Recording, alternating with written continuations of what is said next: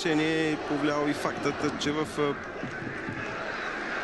последните два матча от турнира за Купата на България и в четвъртфиналната фаза и в полуфиналната Емил Петров бе на вратата на Славия. И при изпълнението на дуспите Славия продължи напред. Апостол Попов. Назад към Акуаро. Янчев.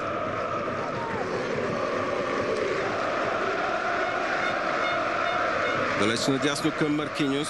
Той комбинира с Мишел Платини. Шут на Мишел Платини покрай левия страничен стълб от вратата на Емил Петров. Прави впечатление, че Славия изнесла играта много далеч от своя вратар Емил Петров в тези първи минути на двубоя. Изобщо не тръгва с окопна тактика, с бетон.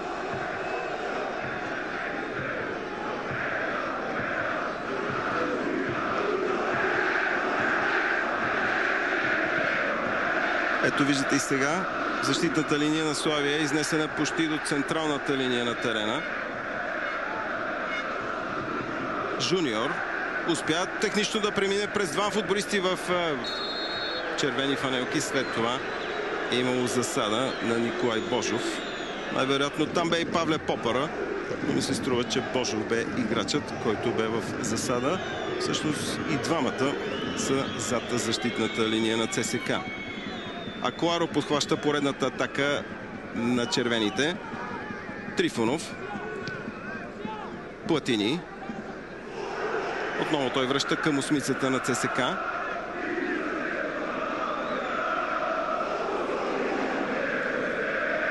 Попов. Галчев. Грешка на Галчев позволи да бъде изпреварен от Попара. И сега Радослав Димитров с топката в крака. Бандаловски успя да отнеме. И на свой ред тръгва напред фаулиране отзад от Павле Попара. Неофициално предупреждение от страна на Ивайло Стоянов към осмицата на Славия, който спря непозволено набега на Иван Бандаловски. Ето как бе спънат тесният защитник на ЦСК. Играта бързо е подновена. Галчев напред към Спас Делев. Надскочен от Молдованов. След това чиста игра на Том Маншаров срещу Мишел Платини. Хубаво запази израелецът топката в битка с Мишел Платини. Янчев наляво към Грегори Нелсън. Той е надскочен от Филип Филипов. Сега обаче нарушение на Филипов срещу Грегори Нелсън.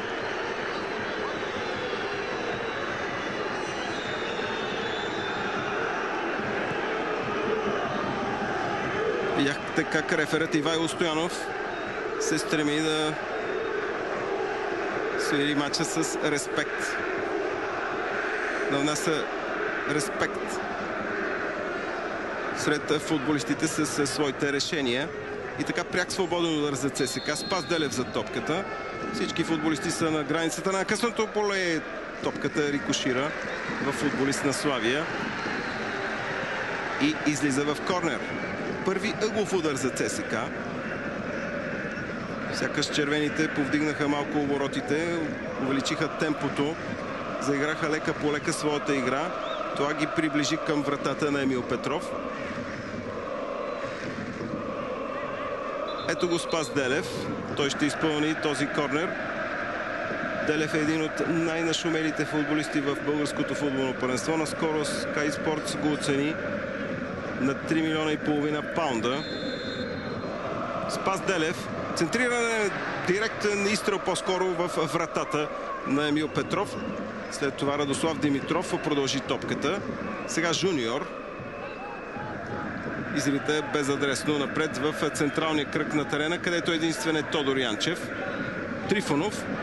Затиснат от Жуниор. Не успя да спре добре топката. Тя бе и доста силна. Все пак Трифонов отново е с кълбото в крака. Много активен е Павле Попара от началото на този двубой. Много ценен футболист. Работоспособен. Притежава изключително силен изстрел. Спас Делев във въздушен двубой с Диан Молдованов.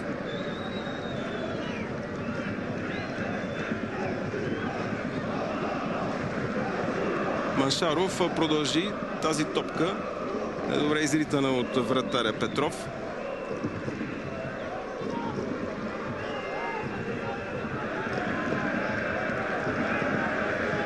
Янчев, Платини. Пас дълбочина към Маркиньос. Там се на Пасо. И отново Платини, принуден да се връща по-назад, да изнася топката. Бе даден авантаж. Грегори Нелсън вече минал в дясно. Размениха си местата с Пазделев. Холандецът с каскада от финтове. Негово любимо упражнение. Назад към Галчев. Опита центриране. Топката рикошира, отново попада в краката на Грегори Нелсън. Срещу него трима футболисти в бяло. Сега Галчев опитва изстрелва. Получи се рикошет. Неизчистена добре топка.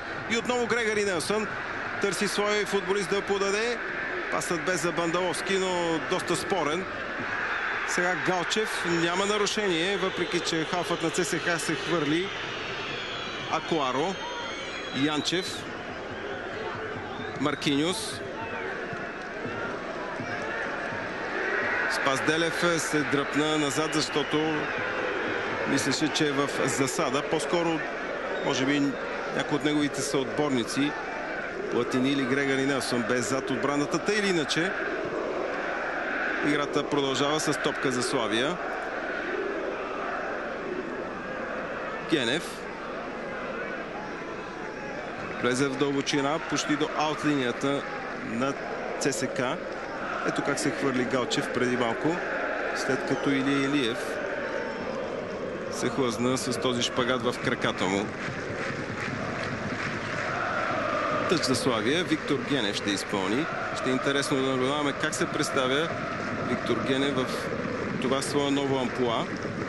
Спомням си, че на матча с Литекс преди 10 дни той игра в подобна позиция. Дори в част от двубоя в неговия край излезе в по-предни позиции като ляв външен халф. Или иначе, действително, това бе една тактическа изненада от страна на Емил Велев да заложи на Виктор Генев като титуляр вместо на Виктор Дениран, който цяла пролет играе като ляв защитник за Славия. Платини. Топка за Румен Трифонов. Той стига до нея. Успява дори да центрира. Басо чисти там. Илиев към Маншаров. Попър иска и получава. Бързо се развива тази акция на Славия, но тук Попъра уби малко от скоростта. Грешка на Филипов. На 2-3 пъти десният защитник на Славия бе атакуван много остро и не успя да удържи набезите на Румен Трифонов преди малко и сега на Тодор Янчев.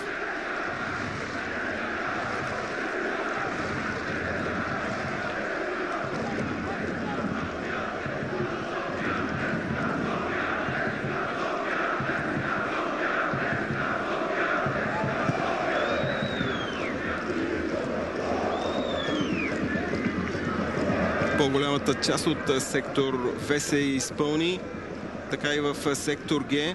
Има и стабилна агитка на белите, които ми се струва, че за първи път се събират в толкова многоброен състав от началото на сезона. Много важен матч за Славия, естествено и за ЦСКА, но Славия от 15 години е без трофей. Естествено, от дълго време чака и участие в Европа. Победителят в този турнир ще спечели директно виза за участие в Лига Европа. При това в доста напреднала фаза, направо от плейофите през август, ще си спести няколко квалификационни кръга. ЦСКА вече е сигурен участник в този турнир от квотата на България, но ако спечели днес купата, ще може да започне подготовка по-късно, тъй като ще участва директно от фаза плейофи. Ако пък Славия спечели трофея,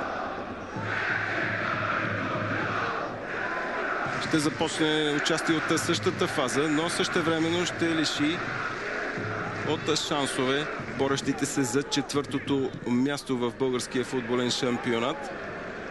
състави на Локомотив София, Локомотив Пловдив и Черноморе. Така че Пловдив, Варна и част от София днес стискат палци за ЦСК в този двубой по разбираеми причини. Нарушение на Апостол Попов. Емил Велев за сега спокоен. Край тъч линията. 20 минути от началото на финала в турнира за Купата на България. Двата тима продължават да играят при резултата 0-0. Нарушение на Радослав Димитров. Задържа за фанелката и жълт картон. Задържа за фанелката Иван Бандаловски. Първо официално предупреждение в този двубой. То е за футболистът с номер 20 в бяло Радослав Димитров.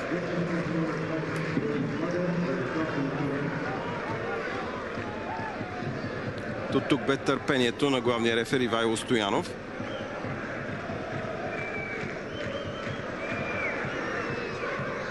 Топка за Грегори Нелсън.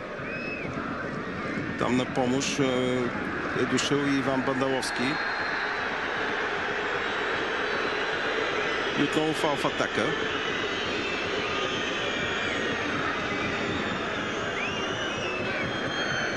Ето как Виктор Генев и Грегори Нелсън се бяха вкопчили един в друг. На вашите екрани Виктор Генев на 21 години. Юноша на Левски. На Герена обаче решиха, че нямат нужда от него и от близо година защитават цветовете на Славия. И Янчев.